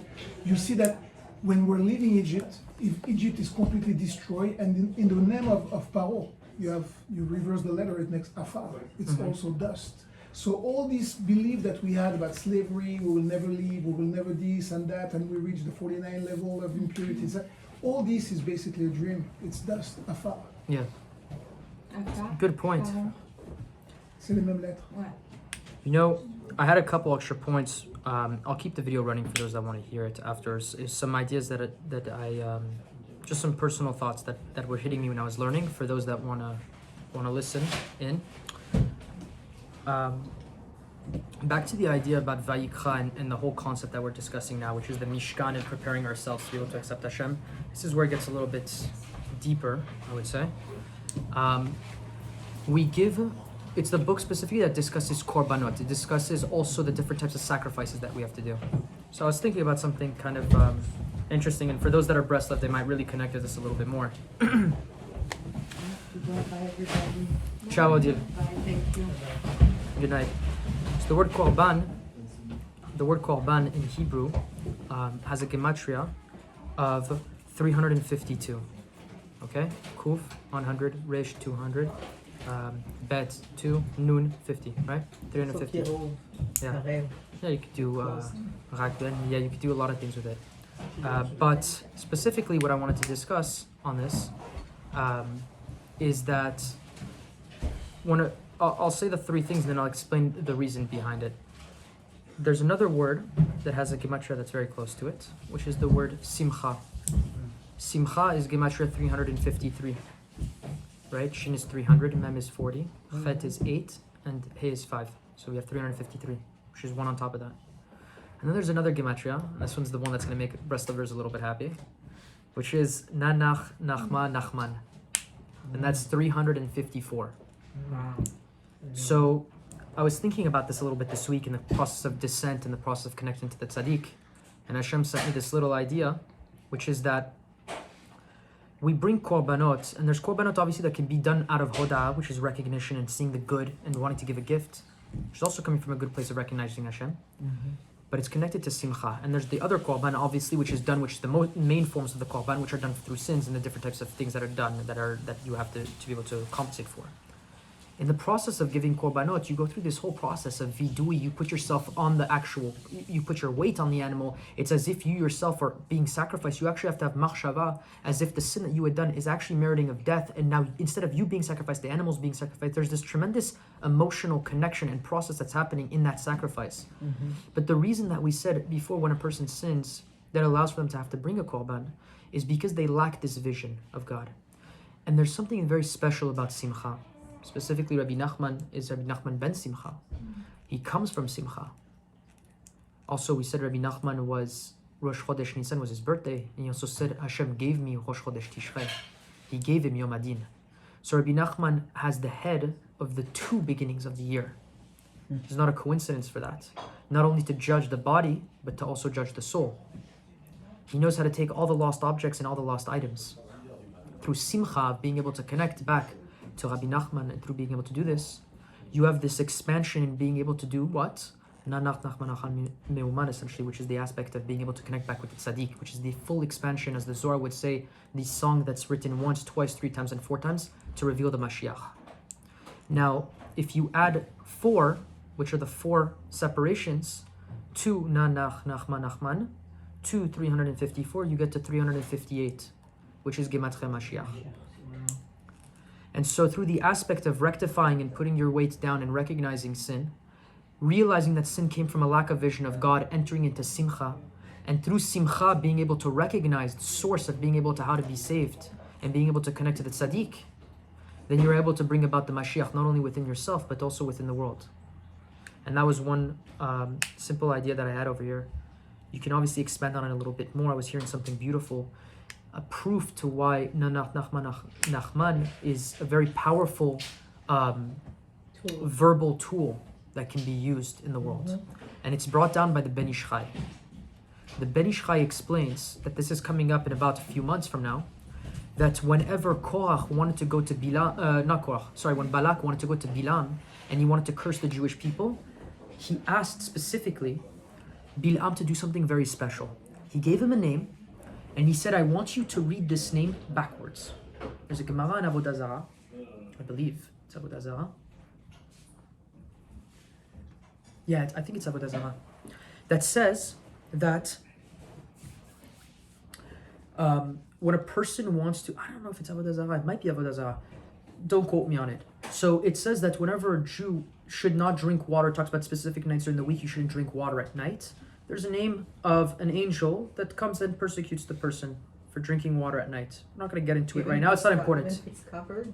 That's why sometimes people cover the water overnight. That's why the people that keep the Netzia to them keep it covered by their bed, because water gains impurity overnight. And it talks about it. The Ben Ish Chai talks about it. It's klipot and different forms of impurity. Now, what he says, what it's said in the Gemara and the Ben Ish Chai references, he says is that this name of this angel, you have to read the name of the angel backwards. And you read it by removing letters off his name. So I'll give you an example. Let's say the angel's name is Trashy. I'm just going to give you as an example like that. You would do Trashy, Trasha, Trash, Ta, and that's how you would do it. And then you can drink your water. What you're doing, according to the Gemara and according also to Kabbalistically, is you're removing his energy that he leaves. Now, what Balak wanted Bilam to do, we essentially wanted to convince him to do, is he wanted to use a very special name. He wanted him to say the word Yisrael backwards, to remove power of Bnei Israel, and stand on the mountaintop and do that, Kabbalistically. But Bilam said, Hashem would not allow me to do it. It's not written in the Psukim that, but he said Hashem would not allow me to do it, because he did not want to remove the power from Israel. So even Bilam recognized that Hashem would not even allow the reduction of Am Yisrael. We learn from that something very powerful. The opposite must also be true. Meaning that when you add in the opposite direction strength, you give strength to the name of the person to be able to come, not only get closer, to be able to also help. So when a person says Na, Nach, Nachman, Nachman, they're giving strength to the Tzadik Yesod Olam to be able to come down and reveal himself even more in this world to help bring about the Mashiach even more. So within that, there's a lot of deep mystical explanation behind just a very simple singing in the middle of the day, Na, Nach, Nachman. We don't even understand the salvation of what people are doing, the tikkunim that people are doing, because they're allowing for Rabbi Nachman to go down and to be able to start recuperating and taking back all the different lost items to help bring about the Mashiach, only through the calling. So there's things that we don't even know that we're doing that are just very, very powerful. But Wow, that's beautiful. It's amazing the time of the Ben Ish Chai and the That's and beautiful. Nachnach. yeah, of course, The Rabbi Nachman time Breslev. period, Yeah, he came right after. That's beautiful. He actually spoke the Ben Ish Chai. They found was it the Ben Ish Chai? Yeah, they found with the Ben Ish Chai documents about him after he had passed away in Iraq in some caves that they had actually found. Funny enough, I think it was in the cave of who was the world-renowned terrorist of the last couple generations. Was it Bin Laden? No, I don't know why I'm blanking on the name. Gaddafi or something like that. I don't even know. I can't remember. I don't know. They found literally in the caves in Iraq old manuscripts of the Ben Ish Chai really. that they dated back to his handwriting and his actual forms that were never published. And in one of those documents, which they published and they wrote, and people study religiously, people that are experts in Ben Ish Chai, that study Ben Ish Chai, and they study Ari'zl, they love reading all the stuff of the Ben Ish Chai specifically because he was very adamant about studying the works of the Ari'zl. Moshe Hafuta is very strong on Ben Ish Many Chai. people they're very makpid on the Ben Ish Chai as well because some things it was a little bit more difficult in terms of He's halakha, very but it was difficult to all based. understand. Yeah, Also, when you it was read based on a lot of it was based on Kabbalah and mostly stuff a lot of it from the Ari'zl. And so he said in one of the books that he had wrote, he said I had originally wanted to write a book on the sod of halakha, of understanding the Shulchan Aruch. And then I found the book of Rabbi Natan of Breslev, and I recognized that he had done it far more justice than I would ever be able to do. Wow. And it's incredibly divine. So even the Ben Ish Chai in his writings had recognized the teachings of Rabbi Nachman of Breslev and the power of how simple a very simple teaching can be in reality is much, much deeper and is rooted in a lot of the teachings of the Ari'zl. One extra point just to be able to show how a lot of times people think Breslevers are very, very simple Jews, and in reality we try to be as simple as possible. Rabbi Nachman said that Rav Chaim Vital could have taught Kabbalah, the Kabbalah of the Ari'zl, which by the way, I don't know anybody today that could properly read the Ari'zl and understand the depth of the Ari'zl. I've never met someone. I mean, there might be a couple people that understand a little bit, but he said that he could explain the depths of the Ari'zl, the depths of the Sod of the Ari'zl, to a 7-year-old. Rabbi Natan would be able to do it. That's the degree of understanding of Chokhmah that Rabbi Natan had, and Rabbi Natan was in complete bitul to Rabbi Nachman, to be able to only be the small Alef next to him, to never ever take any kavod. In fact, there is not a greater kavod to Rabbi Natan than to speak about his Rav, Rabbi Nachman. That's the degree in which it brings him that much joy. Can you imagine? It's like the honor that a person has whenever a person comes to a parent and talks to them about how good their child is doing in school. There's not a greater honor that the parent can receive than knowing that they're talking about someone else. That amount of love that you have for your child is the amount of love that he had for his Rav. But that much bitul, to say that I will not be the next Rav. He did, and he's the one that he was the one that was a minatzeach. He was the one that finished everything that needed to be done in this world. And for me to take on the title of Rav would be me admitting that there's more to do after him, that there's something that I could be a Rav to. So it's something that we can't understand. And the same way, like you said, with the Or Ein Sof, the same way we cannot understand the Or Ein Sof of God, we create images and we create understandings and emotional connections of God. But in reality, something incredible is that in reality we don't understand Rabbi Nachman either. Very difficult. We don't understand him at all. Even Not even one thing. You know, something incredible that I learned about Rabbi Nachman is that every book of every tzaddik in the history of the world that we have, I'm sorry, I'm just rambling now, but at this point, we'll end with this. Every book that we have of every tzaddik in the history of the world is their writing, is them putting their chokhmah on paper so that other people could understand the degree of the author. It's how any author is, any book, you read any author, it's their experiences, they're teaching you about something. It's them being the teacher, you being the student. Rabbi Nachman of Breslev is the only person that wrote a book, or wrote books, or had Rabbi Natan write books that were purely to help us get close to Hashem, but it does not, because other books can also be self-help and they can also help people get close to God or help themselves. But it does not show us anything of the level of Rabbi Nachman of Breslev. Because in reality, we would, if Rabbi Nachman wrote a book explaining to us his level, we would not understand it. In fact, the only 2 books that he wrote that were showing of his level, we had to burn them because no one could understand them. Rabbi Natan, in one of the books that he had when he was opening up Sefer HaNischaf, I believe it was Sefer HaNischaf, he had opened it up and he had started reading down special Kabbalistic, kavanot, of how not to fast. There was a sod.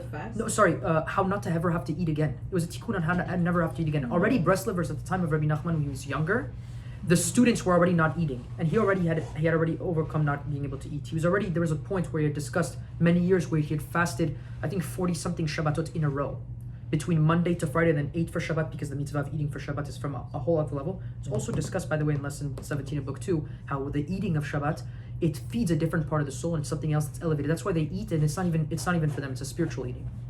He fasted from Monday to Friday for I don't know how many weeks in a row for many years. But aside from that, there was a point where he just didn't eat at all. That's when his mother had come to travel and see him. But he had read these passages in these Yehudim, which had allowed for people not to be able to eat. And Rabbi Nachman took the piece of paper and burnt the piece of paper on the spot. So there's things that we would not be there with absolute certainty. I'll be honest with you. Anybody that says that they understand this book also don't know what they're saying, because in reality, what we're reading is a dilution of a dilution of a dilution of a dilution of an understanding that was meant for only. Dilution is only, it's like whenever you water something down. It's like, it's a derivative. Diluer is the word in French, but it's the aspect of the fact that we think we're actually understanding with chokhmah. That's why he says throw chokhmah out the door. That's why he tells you so many times, don't think that you're anything. Put your chokhmah out and leave space for Hashem, because in reality, it's not you that's going to do the work. You want to create space for Hashem to be able to do the work. And with that, Bezrat Hashem will end, and we'll hope that connection with the Tzadik really helps us get close to Hashem. Amen.